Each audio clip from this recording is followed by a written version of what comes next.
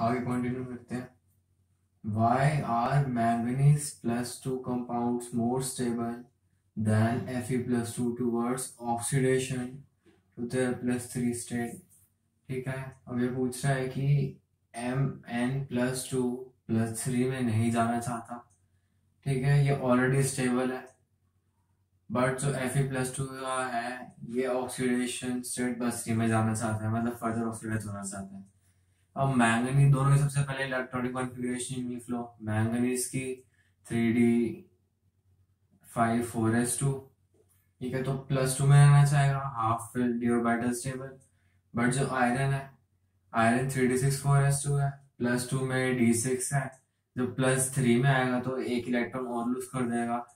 एक इलेक्ट्रॉन और लूज करने की वजह से ये D6 से D5 में चला जाएगा, half fill D orbital stable हो जाएगा, तो ये अनस्टेबल है ऑक्सीडेशन की तरफ। ठीक है, इसीलिए स्टेटमेंट लिख रखी है कि manganese plus 2 compound are more stable towards oxidation.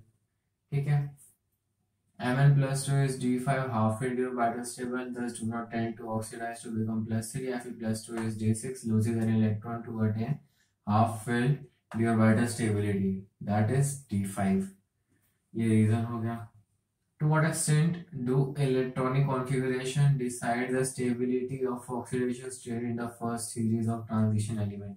अब इस क्वेश्चन में हमसे एक टाइप से ये ऑक्सीडेशन स्टेट और इलेक्ट्रॉनिक कॉन्फ़िगरेशन के बीच में रिलेशनशिप मांगा है। अब एलिमेंट उस ऑक्सीडेशन स्टेट में एग्जिस्ट करना चाहेगा जिसमें उसकी जो इलेक्ट्रॉनिक कॉन्फ़िगरेशन है, उसकी जो इलेक्ट्रॉनिक कॉन्फ़िगरेशन है वो स्टेबल है। तो stable electronic configuration oxidation state decide करेगी। Yes, it is true that stable electronic configuration decide oxidation states. This is Candia, ma'am. 3d1 4s2 plus 3 oxidation state show करता है और एक ही ऑक्सीडेशन स्टेट शो करता है, that is plus 3 to attain normal gas stable configuration. Plus 3 क्यों है, plus 3 में क्यों पाया जाता है, क्योंकि प्लस 3 ऑक्सीडेशन स्टेट शो करने की वजह से इसकी जो इलेक्ट्रॉनिक कॉन्फ़िगरेशन है वो नॉर्मल गैस स्टेबल हो जाती है। ऐसे ही टाइटेनियम प्लस सिर्फ 4 में, क्योंकि इसमें वो normal gas stable configuration attain कर लेता है। ऐसे ही वेनेडियम प्लस 5, क्रोमियम प्लस 6 और प्लस 3, मैंगनीज प्लस 7 और प्लस 2।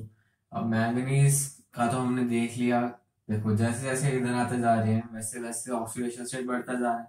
तो ये बात अंडरस्टूड है कि मैंगनीज प्लस 7 में एग्जिस्ट करेगा, क्योंकि प्लस 7 मैंगनीज का होता है 3d5 4s2, प्लस 7 शो करेगा तो normal gas stable configuration attain कर लेगा। सारे के सारे metal normal gas stable configuration attain तो करना ही चाहते हैं। ठीक है, तो ये जितने भी हैं ये ऑक्सीडेशन स्टेट शो कर रहे हैं to attain normal gas stable configuration.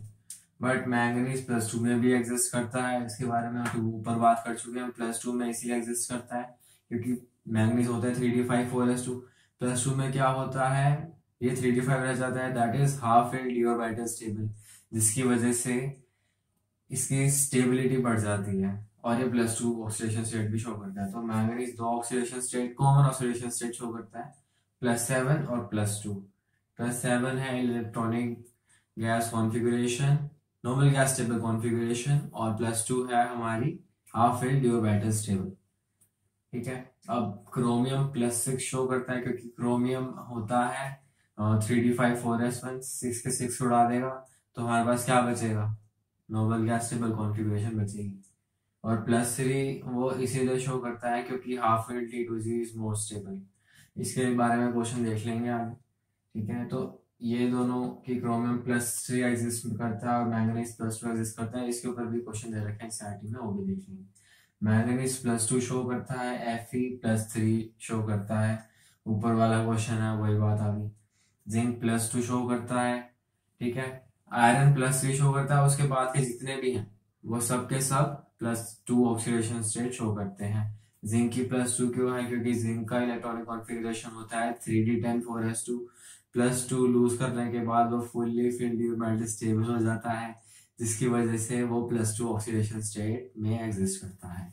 ठीक है, और ये सिर्फ और सिर्फ प्लस 2 में ही एग्जिस्ट करता है। What may be stable oxidation state of transition elements with the following d electron configuration in the ground state of their atoms।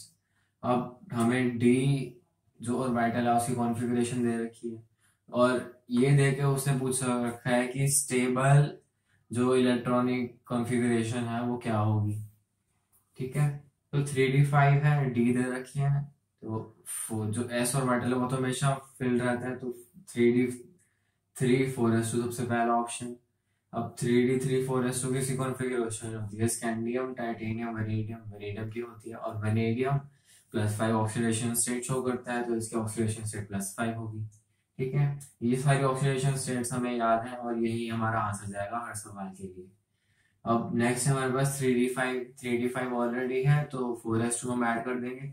3d5 4s2 कौन होता है? Scandium titanium vanadium chromium manganese होता है और manganese हमारा +7 show करता है और +2 शो करता है। +7 to attain noble gas stable configuration, +2 to attain half filled d orbital stability.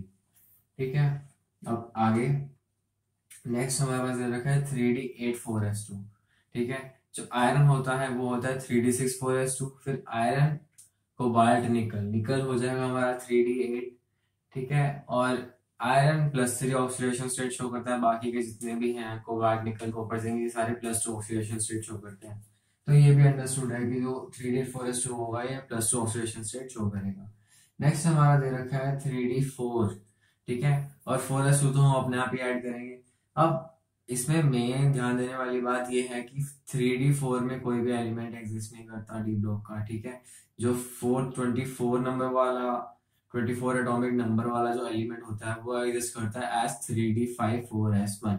ठीक है, तो 3d5 4s1 में एग्जिस्ट करेगा और वो होता है हमारा क्रोमियम +6 शो करता है to attain noble gas stable configuration और +3 भी शो करता है। +3 शो करके क्या हो जाएगा, एक तो यहाँ से उड़ा, दो यहाँ से उड़ गए, D3 आ गया। ठीक है, और D3 में हाफ फिल्ड T2G स्टेबल होता है जिसकी वजह से +3 ऑक्सीडेशन स्टेट भी शो करता है। नेक्स्ट है हमारा name the oxo metal anion of first series of transition metals in which metal exhibit the oxidation state equal to its group number. ठीक है, अब उसने पूछा है ऑक्सो मेटल एनायन।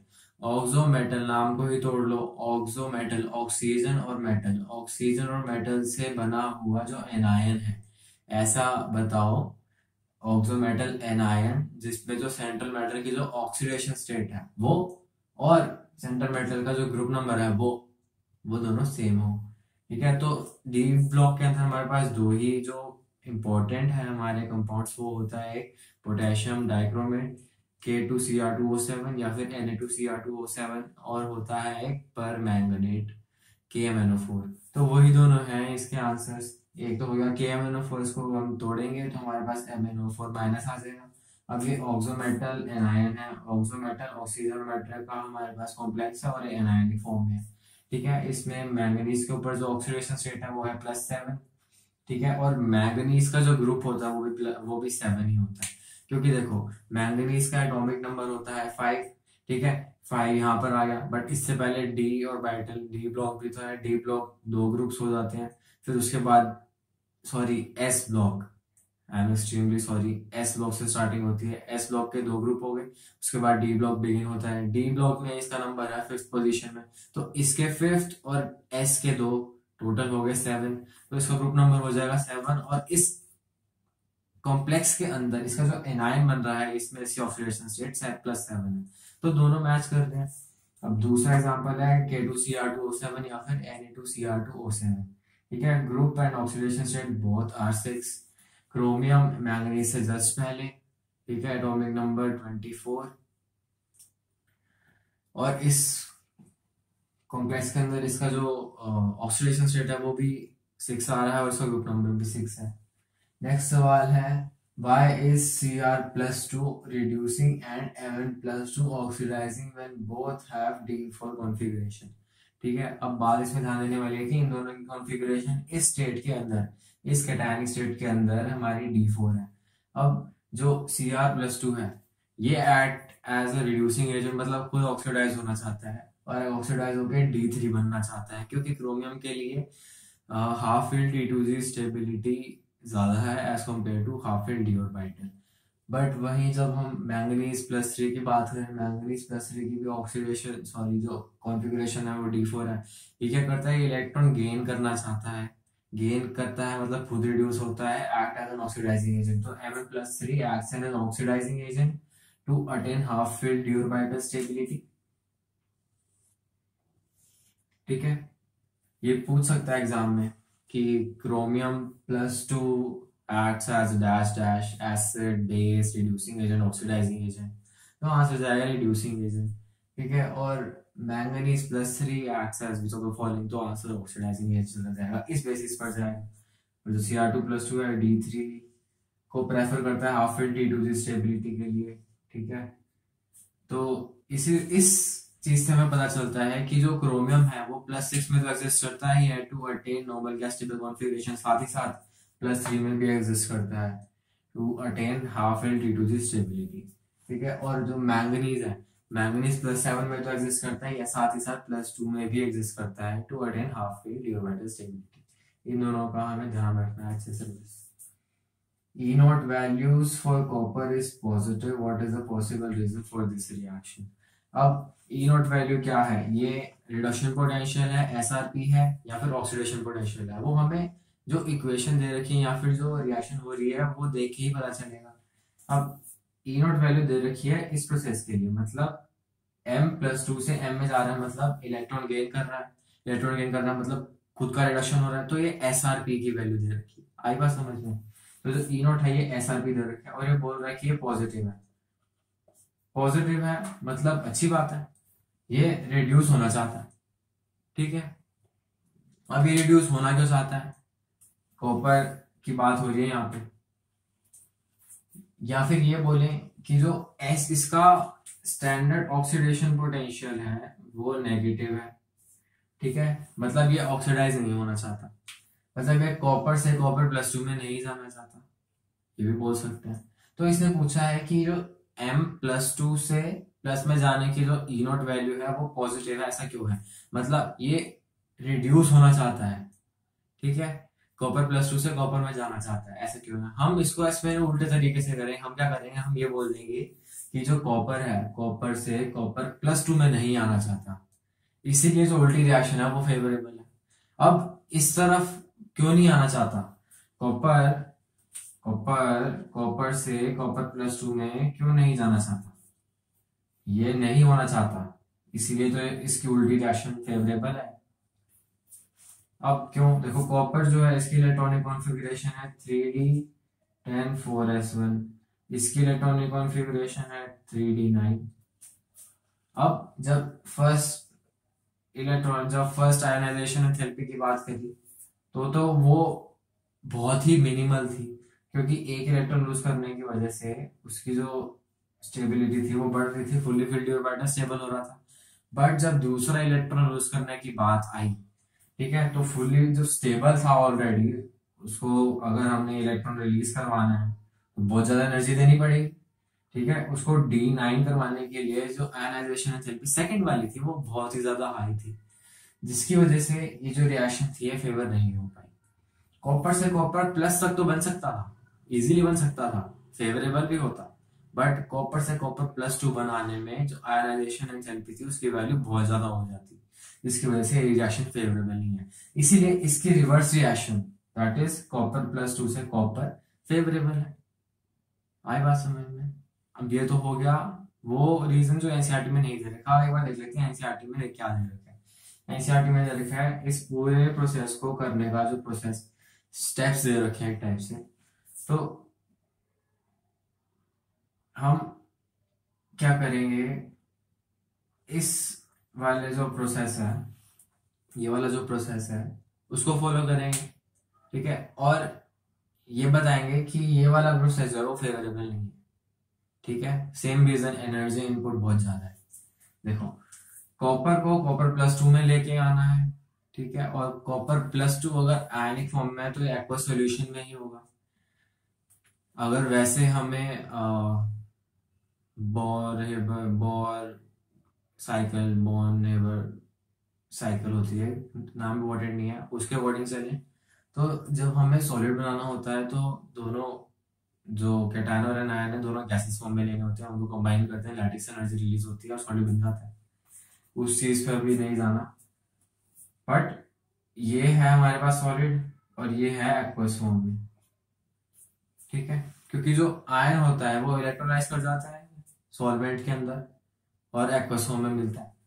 अब इसको इसमें लाना है, तो सबसे पहले क्या होगा कि जो कॉपर है हमारे पास, कॉपर का ब्लॉक होगा एक, ठीक है, उसमें से एटम निकालना पड़ेगा एक, उसके लिए एटोमाइजेशन देनी पड़ेगी, जो कि बहुत है, ये एनर्जी इनपुट देना पड़ेगा, तभी तो वो ब्रेक होगा, क्योंकि ढेर सारे एटम्स कंबाइन हो चुके हैं एनर्जी यूज करके टू अटेन स्टेबिलिटी। ऑक्सीजन के दो एटम्स कंबाइन करके O2 की फॉर्म में एग्जिस्ट क्यों करते हैं? क्योंकि जब ऑक्सीजन के दो एटम्स कंबाइन करते हैं तो एनर्जी रिलीज होती है, और जो रिएक्शन है वो एक्सोथर्मिक है, और जो ऑक्सीजन मॉलिक्यूल बनता है उसकी स्टेबिलिटी बढ़ जाती है, ठीक है। अब इसके बाद कॉपर सिंगल एटम गैस में कन्वर्ट करेंगे तो सब्लिमेशन एनर्जी ये भी देनी पड़ेगी, क्योंकि जब पार्टिकल्स को एनर्जी मिलेगी तभी तो वो दूर दूर भागेंगे, ठीक है। अब गैस से उससे एक इलेक्ट्रॉन, दो इलेक्ट्रॉन निकालेंगे, इसकी वैल्यू तो बहुत ही ज्यादा है आयनाइजेशन एंथैल्पी की, क्योंकि D9 बन रहा है D10 से, ठीक है। अब इसके बाद गैस को एक्वस फॉर्म में कन्वर्ट करना है, ठीक है। आयन है, अंडरस्टूड है, आयनिक जब आयनिक कॉम्प्लेक्सेस होते हैं उनको जब पानी में डालते हैं तो उनका हाइड्रोलाइसिस नहीं होता, उनका सिर्फ और सिर्फ हाइड्रेशन होता है, ठीक है। तो इसका हाइड्रेशन एनर्जी है वो बहुत ज्यादा लो है, हाइड्रेशन एनर्जी रिलीज होती है, ठीक है।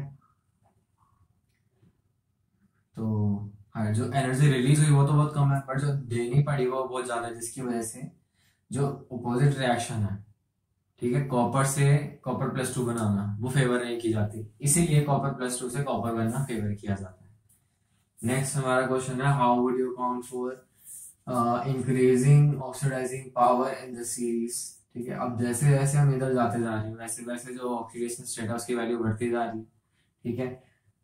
जैसे हम एसिड्स की बात करते हैं, एसिड सेम एलिमेंट के अगर एसिड्स हैं उनके अंदर जैसे जैसे ऑक्सीजन का नंबर बढ़ता है वैसे वैसे जो सेंट्रल एटम है उसके ऊपर ऑक्सीडेशन स्टेट बढ़ती जाती है, और जितनी ज्यादा ऑक्सीडेशन स्टेट होगी उसके पास इलेक्ट्रॉन डेफिशिएंसी उतनी ज्यादा होगी, वो उतने ही अच्छे से इलेक्ट्रॉन गेन करना चाहेगा, उतने अच्छे से रिड्यूस होना चाहेगा, उतना अच्छा ऑक्सीडाइजिंग एजेंट होगा, ठीक है। तो जितनी ज्यादा पॉजिटिव ऑक्सीडेशन स्टेट या फिर जितनी ज्यादा उसके ऊपर ऑक्सीडेशन स्टेट, उतना ही ज्यादा अच्छे से वो खुद रिड्यूस होना चाहेगा, अपने इलेक्ट्रॉन्स वापस लेना चाहेगा, ठीक है। अब वेनेडियम में ने VO2 प्लस के अंदर प्लस है ऑक्सीडेशन स्टेट में है, क्रोमियम इसके अंदर +2 में है, मैंगनीज इसके अंदर +7 में है।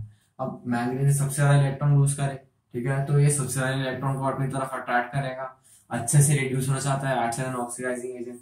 तो जैसे जैसे हम इधर जाते जा रहे हैं वैसे वैसे जो ऑक्सीडेशन स्टेट है, पॉजिटिव ऑक्सीडेशन स्टेट, वो बढ़ती जा रही है, ठीक है, और टेंडेंसी टू गेन इलेक्ट्रॉन बढ़ती जा रही है, जिसकी वजह से वो खुद इलेक्ट्रॉन गेन करना चाहता है, acts as an oxidizing agent, ठीक है। Just oxidizing power increases in the given order. ये हमारा टॉपिक यहाँ पे समाप्त होता है, नेक्स्ट अगली वीडियो में कंटिन्यू करेंगे, ठीक है।